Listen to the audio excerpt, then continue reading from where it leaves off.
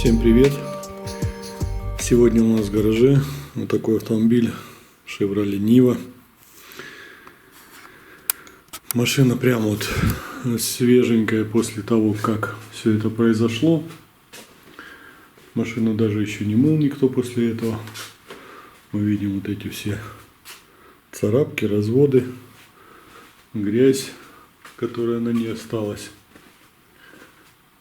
Вот здесь все это дело вот. Значит, когда у нас ветерки тут были сильные, ветерок был, пыльные бури, не пыльные бури, все вот это дело. На машину просто упало дерево. И вот так вот его, вот так оно повредило автомобиль. И значит, наша задача какая? На сегодняшний момент мы не будем восстанавливать этот автомобиль в том понимании, как мы это делаем обычно. Наша задача сделать более-менее формы капота и крыши. Больше ничего трогать не будем. Ну, возможно, вот здесь мы еще поправим рамку двери, потому что она тут сильно загнута. Может быть, поправим рамку вот этой двери, потому что здесь она оттопыренная, вода затекает. И поднимем крышу. То есть наша задача сделать так, чтобы на автомобиле можно было пока ездить, ничего не делая.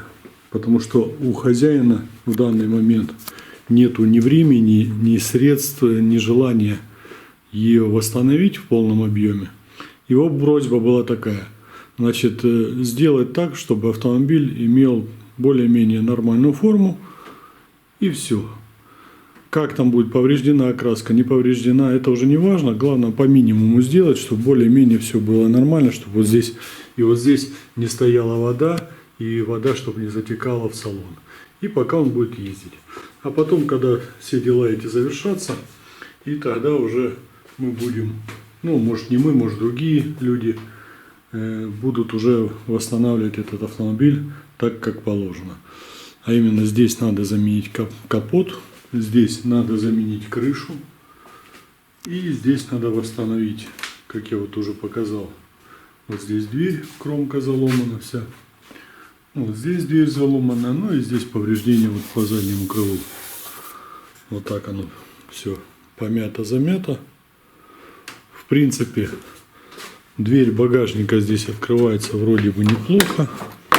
И закрывается неплохо. Эта дверь чуть просела, но в принципе тоже все закрывается более-менее. Это тоже чуточку подмято, но здесь больше рамки подогнуты, я так думаю. Даже вы видите, лобовое стекло оказалось целое. Так что вот такая наша задача. Ездить просто человеку неудобно, когда тут будет вода собираться. Плюс ко всему здесь потолок опущенный. Тоже не очень удобно ездить с таким потолком. Поэтому мы все это дело немного подразберем изнутри. Поднимем крышу. Снимем, возможно, рейлинги. Потому что тут вообще он поврежденный. От него ничего не осталось. Ну и прицепом, наверное, этот уберем, чтобы он тоже тут не стоял и не мешал. Краска здесь кое-где вот пооблупилась. Мы видим здесь. Вот здесь где-то я видел еще. Да, вот здесь. Ну, естественно, вот там вот, в тех местах. Плюс мы еще что-то тут наколотим молотком. Хотя попробуем так, по минимуму, я же говорю. Ну, чтобы на автомобиле можно было более-менее пока ездить. А потом уже будет ремонт, но он будет позже. Здесь под капотом я ничего не открывал, не смотрел еще. Здесь зазор вот большой получился, потому что капот вот так вот прогнулся. Ну, в общем, вот такая работа. Сейчас мы все это дело начнем разбирать и попытаемся все это дело немного восстановить.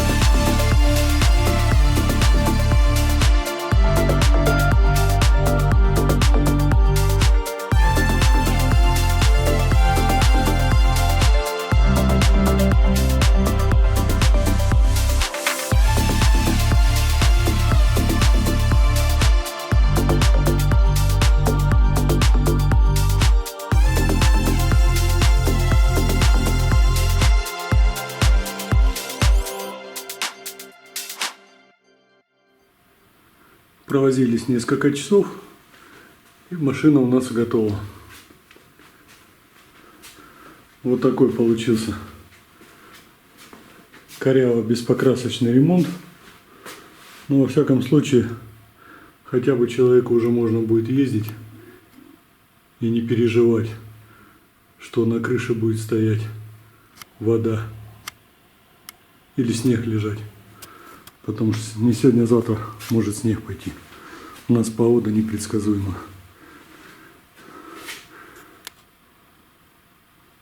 Так сказать, вот такая технология ПДР. С этой стороны, конечно, похуже все. Ну, рамки чуть подровняли. Вот здесь, в этом месте, самая большая просадка. Боковину с той стороны мы подняли, но здесь надо поднимать саму крышу. То есть подвариваться здесь и подтягивать, и тогда вот этот вот корп уйдет. А так бесполезно. Естественно, подвариваться мы не хотим. Вернее, не хочет хозяин. Он сказал просто подровнять. Он там кисточкой подмажет как-нибудь, что-нибудь. И на этом дело закончится. Но, в принципе, так уже хотя бы более-менее можно ездить, как я уже говорю. Когда-то, кстати, такие крыши делали. Да, игрались, рихтовали, стучали, подтягивали. Но делали. Потому что были времена, когда найти крышу, особенно на иномарку, хотя это не иномарка, было довольно-таки сложно. И поэтому приходилось делать даже такие крыши. Сейчас, естественно, это невыгодно. Проще купить сюда новую скорлупу и буквально за день ее поменять, переварить, там где-то подогнать, и все будет нормально. То же самое тут.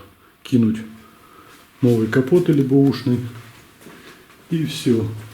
И что тут останется? Поправить немного споттером вот эту дверь и сделать вот это крыло. Так что, в принципе, тут работы немного, если менять крышу. И ничего тут страшного такого нет. Купить новую скорлупу, кинуть капот, отспоттерить. В принципе, по большому счету, все это можно сделать за пару дней. Так что вот такая была немного дурная работа, глупая, но тем не менее. Что поделать?